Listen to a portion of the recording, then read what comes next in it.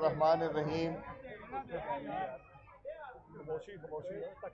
आज के मेज़बान रफ़ीक खान साहब, राजा जाहिद साहब, मेज़बान तो इस वर्कर कन्वेंशन के हम सब ही हैं क्योंकि हमारी जमात है, मगर आज मैं ख़ास तौर से शुएब सिद्दीकी साहब को वेलकम करना चाहूँगा मुस्लिम लीग नून में, और अलीम खान साहब जो आज तशरीफ़ नहीं ला सके, उनको भी मुस्लिम लीग नून के ख़ानदान में खुशामदीद कहता हूँ। एक चीज़ जो शुएब सिद्दीकी साहब ने भी की कि कोई भी सिटिंग वज़ीर हो, MP हो, वो कभी इस्तीफ़ा नहीं देता। लोग छोड़ते हैं जमातों को जब वो मुसीबत में और परेशानी में होती हैं। क्या वजूहात होंगी वो आप सब जानते हैं कि अलीम खान साहब ने अपनी सीट की कुर्बानी दी और मुस्लिम लीग नून में शमूलियत हासिल की। शुएब सिद्दीकी साहब ने और 20 MPs ने यहाँ और वहाँ कौमी असम्बली में 19 ऐसे लोग हैं जिन्होंने झूठ, फरेब, धोखाबाजी, यू टर्न, वादा खिलाफी छोड़ के अपना अलहदा ग्रुप बनाया और यहाँ पे 20 मेंबरान ने कुर्बानी दी। मैं आपको याद कराना चाहूँगा कि मैं जब 2021 नवंबर में इंग्लिस्तान गया, मियाँ नवाज शरीफ साहब को मिला।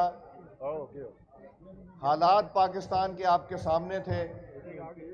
जब मैं वापस आया और मैंने दिसंबर में ये कहा कि इंशाअल्लाह नवाज शरीफ साहब पाकिस्तान तशरीफ़ लाएंगे, तो कुछ लोगों ने कहा कि मियाँ साहब ने लिफ्ट नहीं कराई।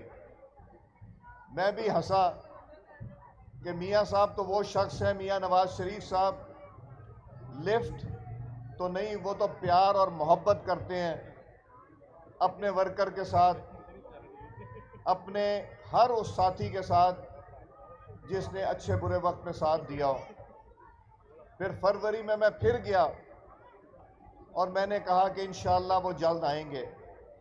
मैंने वक्त नहीं बताया था, बट ये कहा था आएंगे, और मैं आज भी ये बात कहता हूँ कि इंशाअल्लाह मियाँ मोहम्मद नवाज शरीफ साहब पाकिस्तान जल्द आएंगे, चूँकि 4.25 साल उनके साथ जो ज़्यादती की गई, मरियम नवाज साहबा के साथ जो ज़्यादती की गई, हमजा शहबाज साहब के साथ, शहबाज शरीफ साहब के साथ, अलीम खान साहब के साथ और बेशुमार हमारे मुस्लिम लीग नून के वर्कर्स के साथ, वो ज़्यादती सब के सामने खुल के आ गई। ना कोई करप्शन, ना कोई परेशानी। परेशान ज़रूर किया, मगर ये करप्शन के जो इल्ज़ामात लगाए थे वो कुछ भी साबित नहीं हुआ।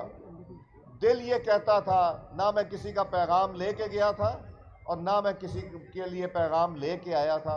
ये मेरा सियासी वर्कर के तहत एक दिल ये कहता था कि इस तरह हालात नहीं चल सकते।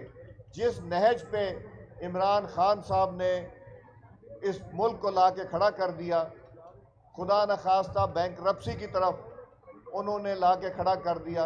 जो IMF के साथ, ये वही शख्स है ना जो कहता था कि मैं IMF जाने से पहले खुदकुशी कर लूँगा। 2019 में IMF के साथ मुआहदा करते हैं और उसमें जो शराइत लिखी वो पाकिस्तान के लिए तकलीफ दे थी। गवर्नर ला के बिठाया स्टेट बैंक का, जो IMF में मुलाजमत करता था और अब फिर वापस IMF में चला गया। मिनिस्टर लेके आया जो बाहर से आया, IMF का पहले मुलाजिम था, फाइनेंस मिनिस्टर, वो भी वापस चला गया। इमरान खान ने उस जगह पे ला के पाकिस्तान को खड़ा कर लिया कि अगर इमरान खान की हुकूमत ना गिरती तो खुदा न खास्ता पाकिस्तान का क्या हशर होता, ये अब हमें पता चला। पहले भी पता था, मगर अब और ज़्यादा चीज़ें सामने आईं। यूनिटी गवर्नमेंट बनी। पहली दफ़ा हुआ है कि सारी जमातें पाकिस्तान की जो नेशनल असेंबली ऑफ पाकिस्तान में इकट्ठी हुई, उन्होंने एका दिखाया। छोटे सूबे की जो महरूमी थी वो ख़त्म हुई। शहबाज शरीफ साहब 3 महीने में 3 दफ़ा ग्वादर जा चुके हैं, कराची जा चुके, हर जगह जाके उनको ये एहसास दिलाना चाहते हैं कि पाकिस्तान एक है। आपके मेंबर चंद होंगे मगर आप उतने ही अहम हैं जितना कोई पंजाब से मेंबर अहम हो। इस यूनिटी गवर्नमेंट ने इंशाअल्लाह एक नई तारीख रकम की और आगे भी करेंगे। इंशाअल्लाह बलूचिस्तान ग्रैंड डायलॉग होगा। बलूचिस्तान ग्रैंड डायलॉग में सारी सियासी जमातों को बिठाया जाएगा, इस्टेब्लिशमेंट को बिठाया जाएगा। इसमें जो लोग पहाड़ों पे हैं, जो बगावत करते हैं, उनको दावत दी जाएगी। जो मुल्क से बाहर हैं उनको दावत दी जाएगी। सबको इकट्ठा करने की बात की जाएगी कि पाकिस्तान की खातिर इकट्ठे हों। और जो डेवलपमेंट के काम बलूचिस्तान के लिए शहबाज शरीफ साहब ने सोचे हुए हैं, वो इंशाअल्लाह बलूचिस्तान की तकदीर और पाकिस्तान की तकदीर तब्दील होगी। मगर आप ये देखें, हमने जब ये हुकूमत ली, ना हमारा दिल था, ना हमें शौक़ था, उसी तरह ली जिस तरह पीटीआई के दोस्तों ने अपने वोट हमज़ा साहब को दिया और अपनी उस जमात के ख़िलाफ़ जिसने ज़्यादतियाँ जुल्म के भरमार कर दी, नौकरियों की बात की, घरों की बात की, सिवाय गालम गलोच की बात नहीं की। आज 3 माह गुजर चुके हैं। क्या मुस्लिम लीग नून की और यूनिटी गवर्नमेंट ने क्या नैब को इस्तेमाल करना शुरू किया? अब आप जानते हैं, अच्छा नहीं लगता ख़वातीन के नाम लेने का, मगर जिन खातून को इस्तेमाल करते रहे इमरान खान साहब, जिन्होंने ज़मीनें ली, जिन्होंने पंजाब में हुकूमत की, उन खातून के ख़िलाफ़ भी मुस्लिम लीग नून ने नहीं कोई ऐसा इक़दाम लिया, कोई इक़दाम उठाया। उन्होंने कानून अपना रुख खुद तयन करेगा, किसी को विक्टिमाइज नहीं करना, मगर जिसने करप्शन की है उसके ऊपर हाथ ज़रूर पड़ेगा, मगर मुस्लिम लीग नून या यूनिटी गवर्नमेंट की मर्ज़ी से नहीं, कानून के मुताबिक पड़ेगा। जो पीटीआई के चेयरमैन ने जो कुछ किया वो भांडा फूट गया, चाहे वो तोशा खाने के पैसे हों, चाहे वो भर्तियों के हों, चाहे वो ट्रांसफ़र पोस्टिंग के हों पंजाब में हों, चाहे वो हीरे की अंगूठियां हों, ज़मीनें हों या कैश हो, ये सब कभी ना कभी तो पकड़ा जाएगा। मगर जो पाकिस्तान के साथ जुल्म कर गए, स्टेट बैंक के ऊपर जिस गवर्नर को बिठाया था, आईएमएफ से आया, आईएमएफ में चला गया। वो कहते थे, कानून लेके आए थे जो अल्हम्दुलिल्लाह पास नहीं होने दिया, जिसमें ये लिखा था कि उससे कोई सवाल नहीं किया जा सकता। इतना इस हद तक इन्होंने आईएमएफ के सामने पाकिस्तान को गिरवी रख दिया कि उस गवर्नर से कोई सवाल नहीं किया जाएगा। यहाँ तक कि कोई करप्शन की एजेंसी, अदालत, सुप्रीम कोर्ट ऑफ पाकिस्तान भी उसके खिलाफ कोई कार्रवाई नहीं कर सकेगी। इतनी प्रोटेक्शन खान साहब ने दी और अल्हम्दुलिल्लाह उसको नहीं आने दिया। उसका टेन्योर ख़त्म हुआ है और उसको रुखसत किया। अब जो आएगा वो आईएमएफ का आदमी नहीं आएगा, वो मुहिब वतन पाकिस्तानी इंशाअल्लाह आएगा। जो आईएमएफ से वादे किए, आईएमएफ कहती है कि हमें पाकिस्तान पे एतबार नहीं। हमने आईएमएफ से कहा, नई हुकूमत आई है, हम रीनेगोशिएट करना चाहते हैं। उन्होंने ये कहा कि जो मायदा हुआ है वो हुकूमत पाकिस्तान की तरफ से हुआ है, वो हम किसी सियासी जमात को नहीं जानते। इस हुकूमत को जकड़ के रख दिया इमरान खान साहब की इन बातों ने। कश्मीर का सौदा इन्होंने कर दिया, डोनाल्ड ट्रंप के साथ जाके वादा करके यहाँ आके सिर्फ ज़बानी करामी बातें करने से कश्मीर वापस नहीं आ सकता। खान साहब की खामोशी, खान साहब की सिर्फ 2 तकरीर करना कश्मीर को बिल्कुल इन्होंने सौदा कर दिया। इसका भी कभी ना कभी तो इनको जवाब देना पड़ेगा। ये नया पाकिस्तान बनाना चाहते थे, ये वो पाकिस्तान नया बनाया जहां सिर्फ बदले की आग में जलते रहे, जहां सिर्फ लोगों को जेलों में डाल के सोचते थे जेलों में डाल के उनको ख़त्म कर देंगे। जितना जेलों में डाला उतना उनके खिलाफ अवाम में नफरत आई, नफरत बढ़ी। इन्होंने कहा मैं 20 लाख लोग लेके इस्लामाबाद आऊँगा।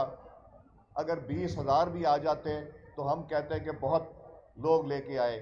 ये 20,000 लोग नहीं ला सके, और जब सुबह ये वापस रुखसत हुए, चूँकि 20,000 में से भी 2,000 लोग रह गए थे, इनको जाना पड़ा। इनको वापस इसलिए जाना पड़ा कि लोगों ने इनका साथ देने से इनकार कर दिया। क्यों नहीं अगला धरना देते, क्यों नहीं निकलते?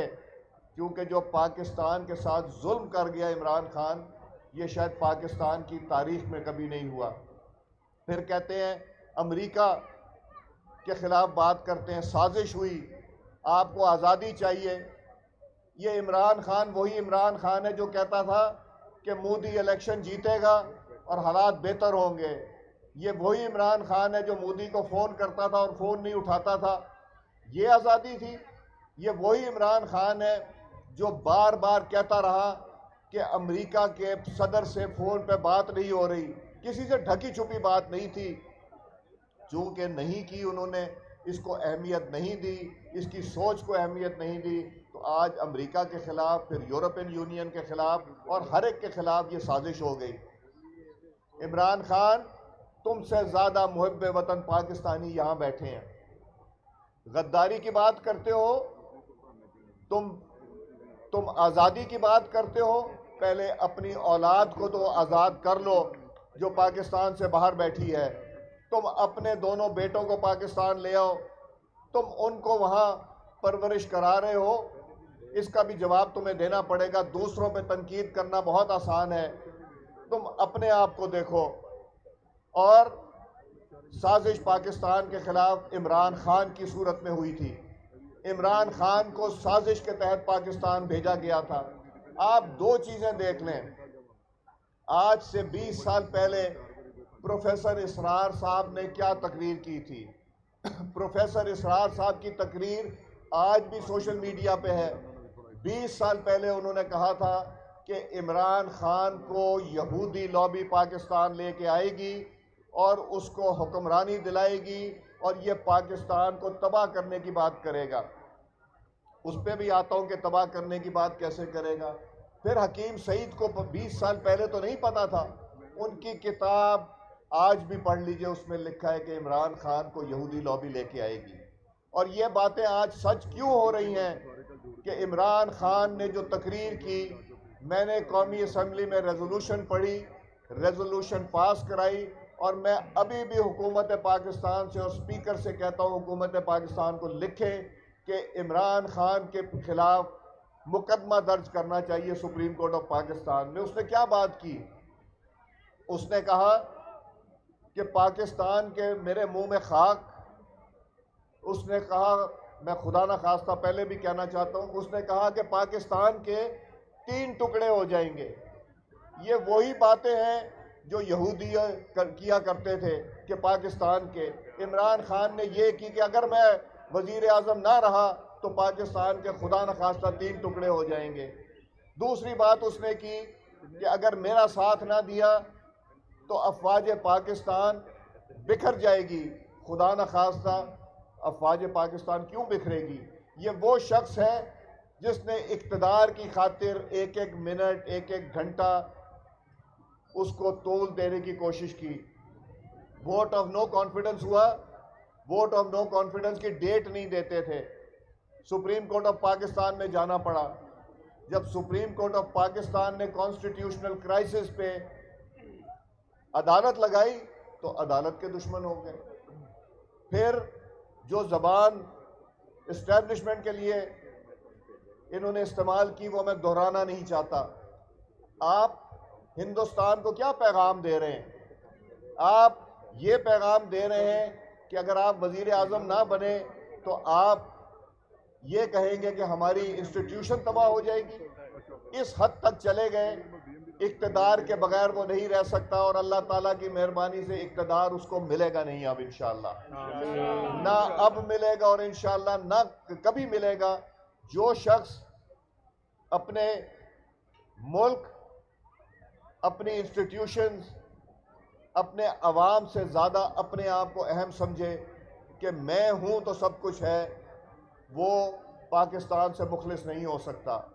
और जो लोग उसका साथ देते हैं ये उनकी सोच है, मगर ये बता दूं कि मुहिब्ब वतन होने का सर्टिफिकेट किसी से किसी पाकिस्तानी को नहीं चाहिए।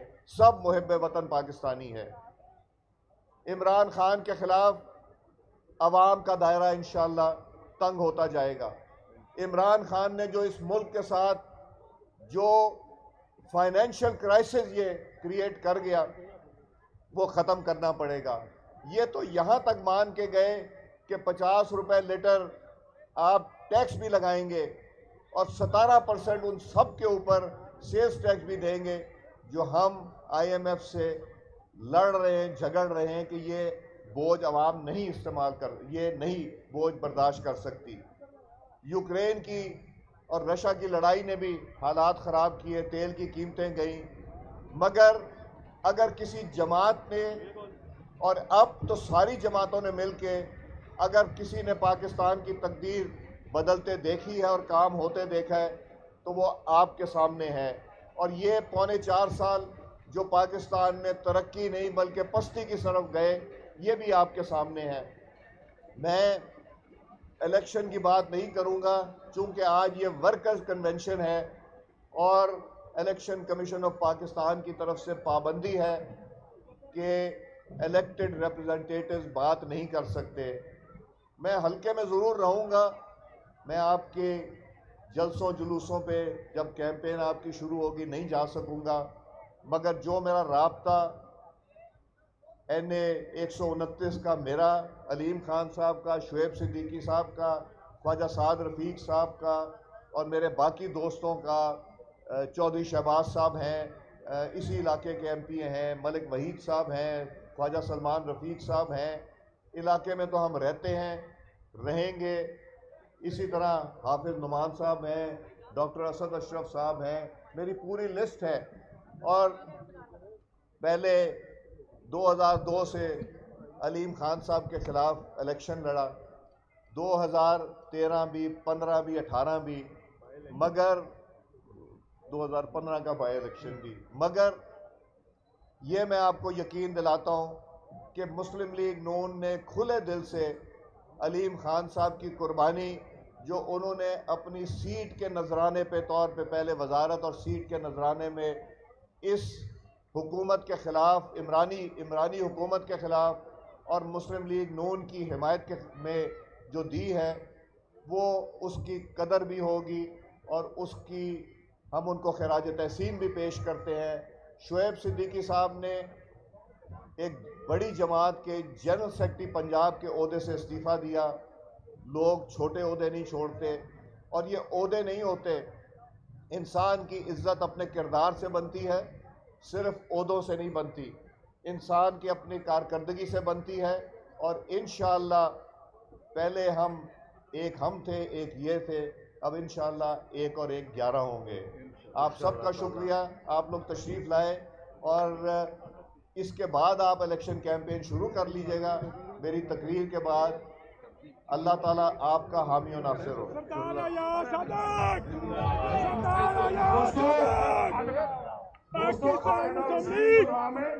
अपनी सीटों तो नहीं उठना, इंशाअल्लाह ताला खाना तुहाडी सीट ते आएगा। असीं स्टेज उत्ते हर बंदे नूं खाना मिलेगा।